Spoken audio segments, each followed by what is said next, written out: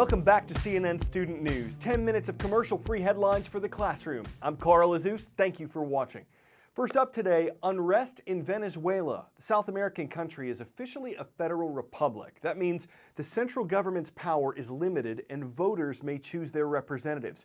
But in recent years, the power of Venezuela's government has increased. It's moved towards socialism, taking over control of TV stations, food companies, oil companies. The country's president, Nicolas Maduro, has followed in the footsteps of former President Hugo Chavez, a controversial leader who envisioned a socialist Venezuela.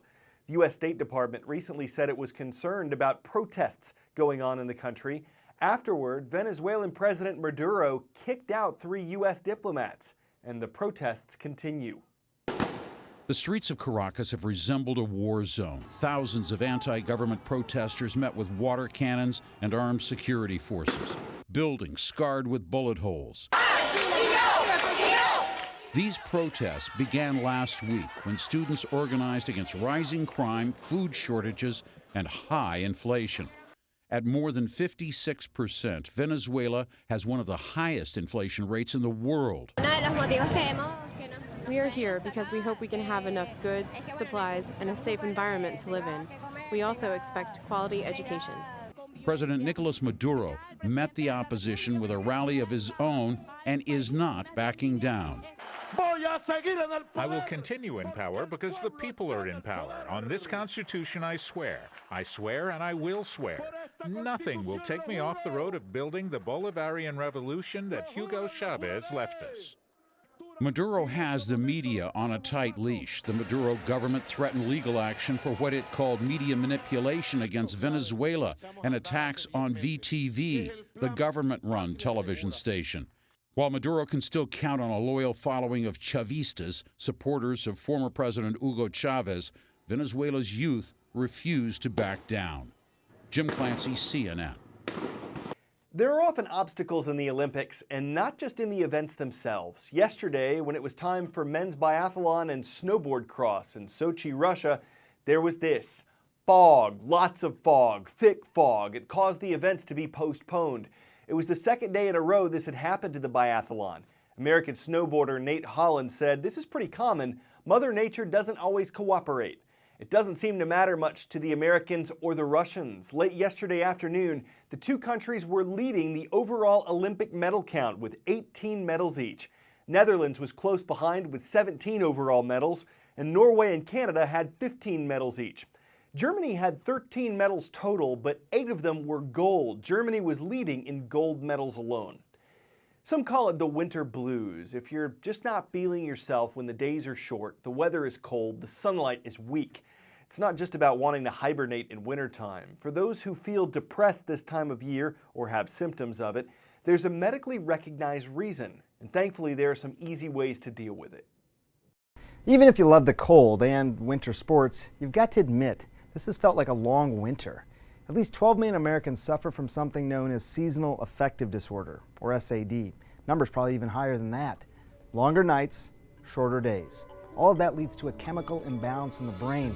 What happens is your serotonin levels are down, and melatonin, which makes you sleepy, that's up. Does it make sense? Symptoms can be mild or severe. You can get fatigue, lack of energy, oversleeping, difficulty concentrating, and also cravings for food that cause weight gain. That probably sounds familiar as well.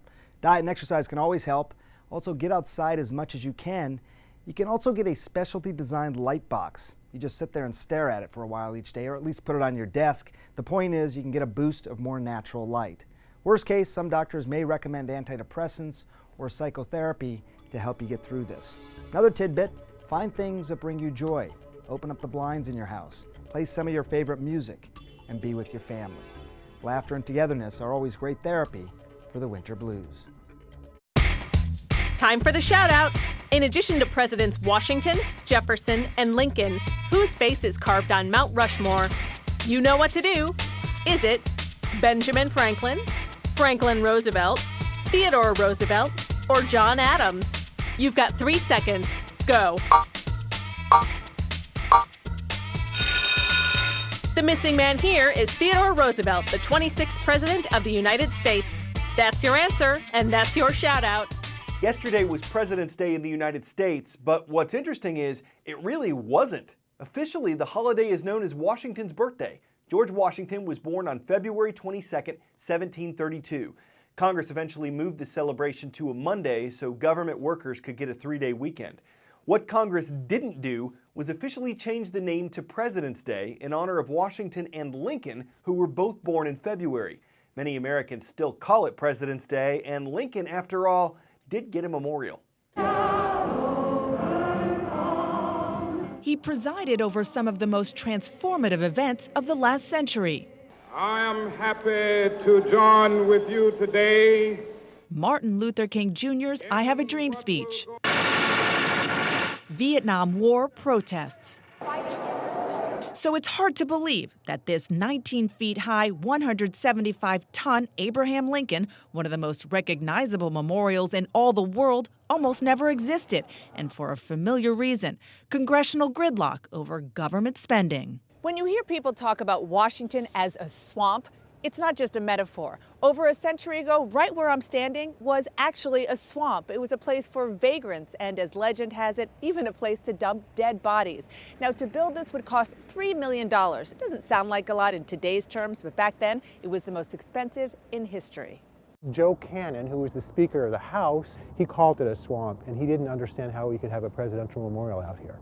It took almost a decade, 5 failed votes in Congress to approve this site. The designer, who was Henry Bacon, came up with this idea of putting this thing on an elevated kind of hill on pylons 60 feet in the air, and that's where the temple of the memorial actually begins. Finally, in February 1914, 100 years ago this month, construction began and took 8 years to complete. It's an epic memorial in that it is not only a president, but it actually speaks to this huge American experience that was so important in our history. But the Lincoln Memorial isn't just iconic because it commemorates history, it's because it's a place where history is made, the place for political protest. That all started in 1939 with a concert by opera singer Marian Anderson.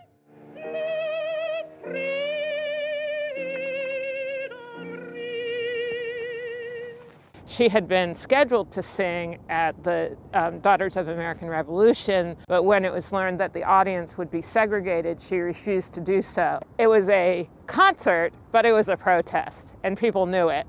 Afterwards, in the 40s and the 50s, you just have a steady stream, whether it's an explicit protest, a conference of the National Association for the Advancement of Colored People, the prayer pilgrimage, organized by Martin Luther King. The latest in this chapter was actually at the first Obama inaugural the day before. They had a huge event here, which was very celebratory, but actually draws on this very same tradition.